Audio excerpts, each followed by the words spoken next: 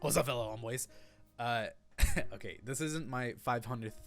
How do I speak? This isn't my 500th intro, but okay, I'm lying. It really is. All right, but what is up, guys?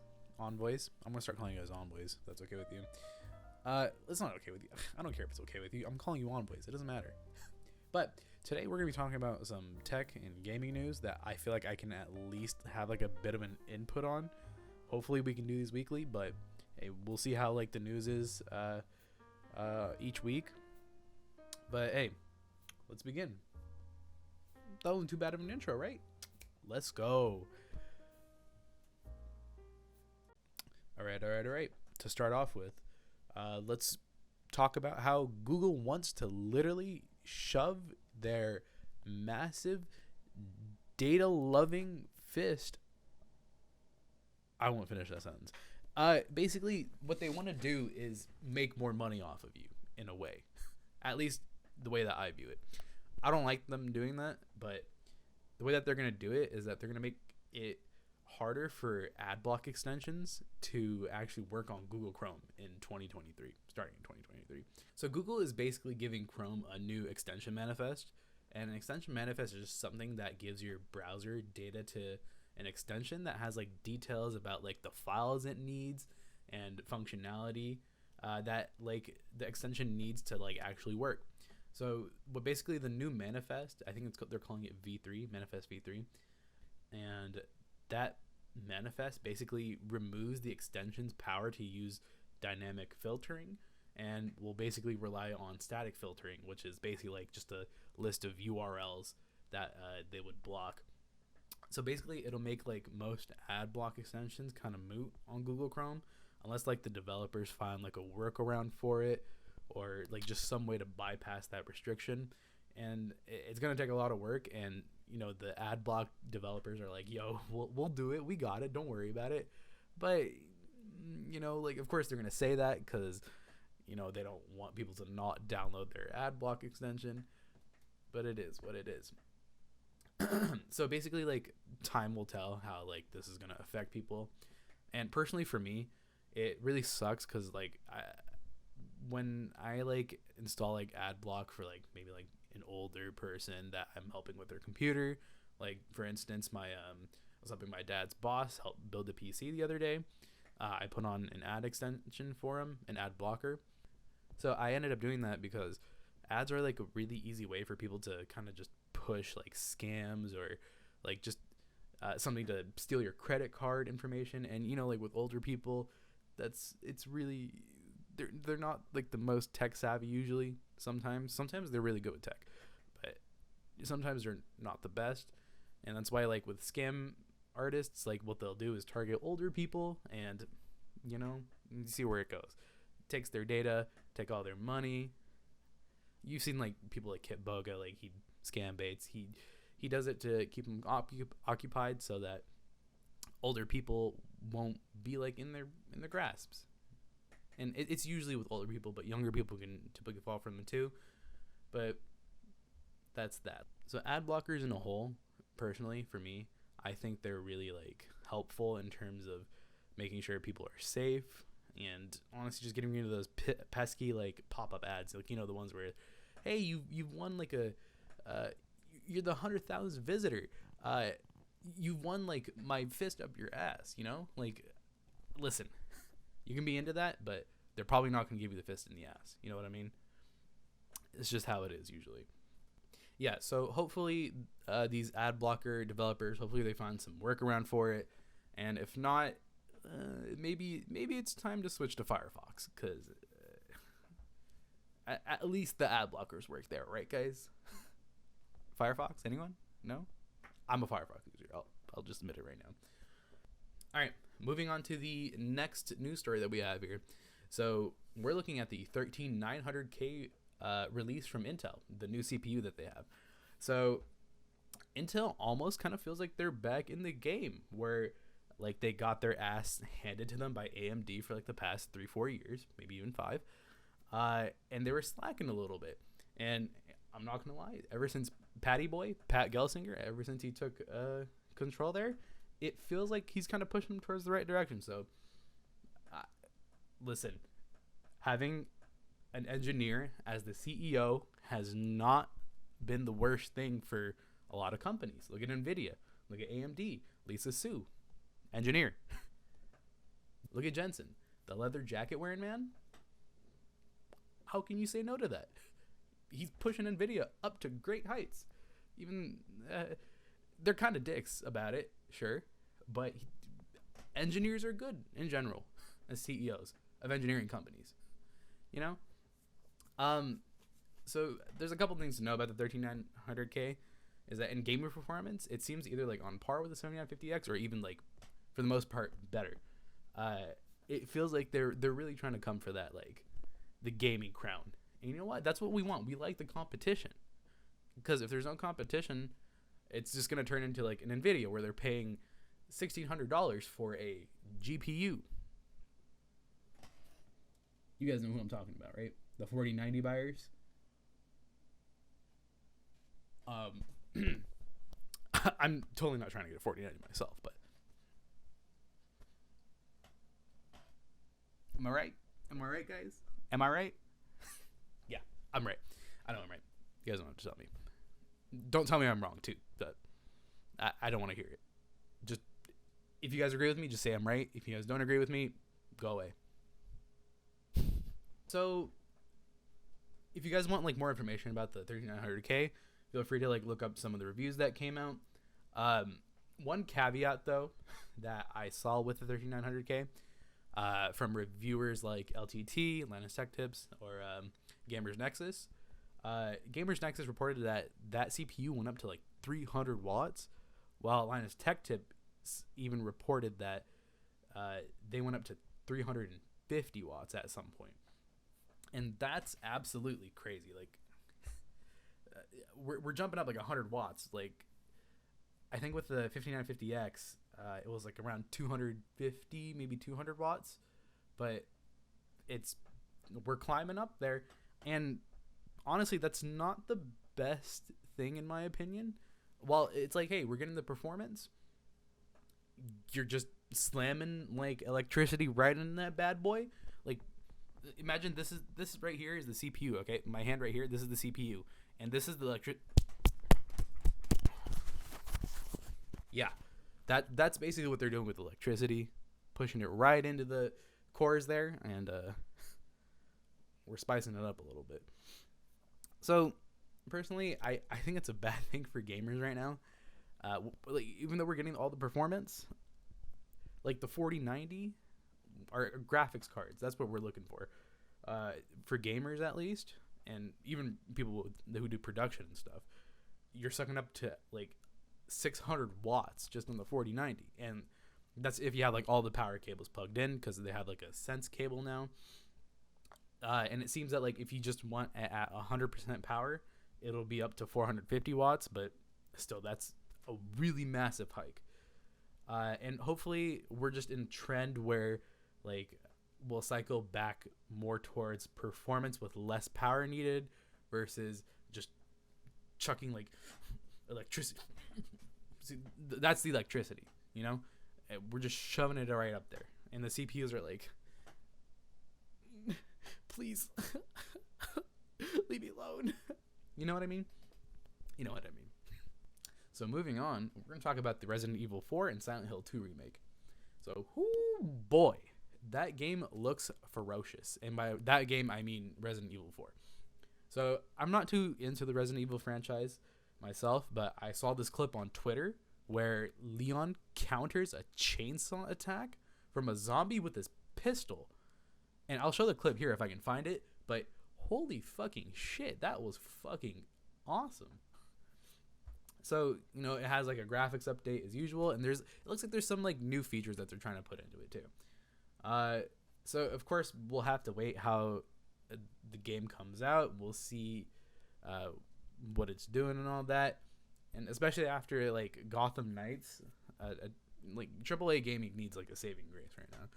Gotham Knights was a little, you know, it didn't fully meet its expectations there, which kind of sucks, because it's in the Batman world.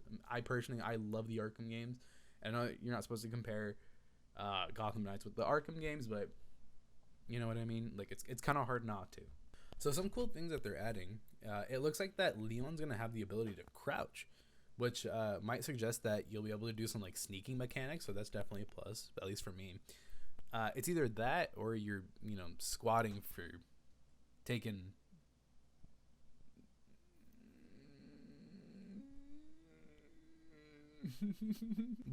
we don't want that. We don't want to touch the prison wallet. No. So hopefully that's not what the squatting's for. Given that there's all those tentacle monsters and stuff too, but like you know what I mean. It was reported that Yoshiaki Hirabayashi, the producer for RE4 remake, he said there's gonna be a lot less QuickTime events too. So in my opinion, QuickTime events, like while they were like really big in older games, like I don't mind them, but they're not like my most favorite thing. Like it takes some timing to get those buttons pressed right when they want you to press the buttons. But personally, I'm like, we could do a little more without this. And I'm sure that there's a lot of people out there that like QuickTime events and stuff, right? But personally, for me, like having more immersive gameplay elements like sneaking and like parrying with your pistol against chainsaws, like that feels like a lot more exciting to me personally. So moving on to Silent Hill 2. So Silent Hill 2 looks fantastic, and that volumetric fog is making me like, you know what I mean? Like it's popping me off a little bit here. It's grinding my gears up a little bit. Now, back in like the old games, they would use fog in order to like help with rendering, so you didn't have to render anything like far distance. Like, see how far my hands get into the camera right there? Yeah. Like all the way over there. You see that? All the way over there. You didn't have to render anything over there past like the fog. And it's much easier to render fog than it is to like render a whole bunch of buildings and enemies and stuff. But now like we have the horsepower to push the actual like details that we want in games. So the fog is more of an additive, like in terms of artistic wise. If that even made sense what I just said. But it looks crazy. And honestly though, I was checking the specs for who's texting me? Freaking nerds. I was checking the requirements for Silent Hill 2 because they posted the Steam page for it, and I'm not gonna lie, that thing is rough. So they want an 8700K or a 3600X for recommended specs. And then for the GPU, they want a 2080 RTX or a 6800 XT. And 6800 XT is literally like the AMD's current newest generation in terms of like GPUs. And it's right under like AMD's like competitor for the 3090. And so AMD's eventually going to come out with more GPUs too, like within like probably the next couple months. But holy mackerel, I don't think I've seen a game that requires a 2080 RTX for recommended. And under the notes, they write, playing on recommended requirements should enable to play on medium quality settings in 60 or high quality settings in 30 in full HD. Full HD means 1080p. See, that's crazy to me. Hopefully by the time this game comes out, they optimize it a little more. Because we saw what happened with Gotham Knights. That thing wasn't the most fabulous in terms of performance. But hopefully they do that for a reason, right? That's what we're looking for. But not going to lie, I was kind of shocked that Konami didn't say anything about an NFT or how they want to incorporate a battle pass into Silent Hill 2 Remake. The fact that they were doing just the games, single player, nothing else, that was a shock. Like I was sitting there waiting for Konami to mention some kind of cryptocurrency that they're peddling, maybe like Pyramid Head asshole currency, but it wasn't there. And that's when I had a little bit of faith in Konami, because Konami has been shafting us for a little while now. While I did like Yu-Gi-Oh! Master Duel, that game is a gambling den for addicts. I swear to God, they make you feel good about using the diamonds that they give you, and then they rip it away because they want you to buy some. And that's not, it was shocking to see that. Overall, though, I'm just excited to see Pyramid Head in like full Ultra HD 4K, and I just want him to take me right in the. Sorry about that. I got a little carried away there. Anyways, let's move on to the next story. All right, so this one's going to be a little bit of a hefty one, so let's prepare this.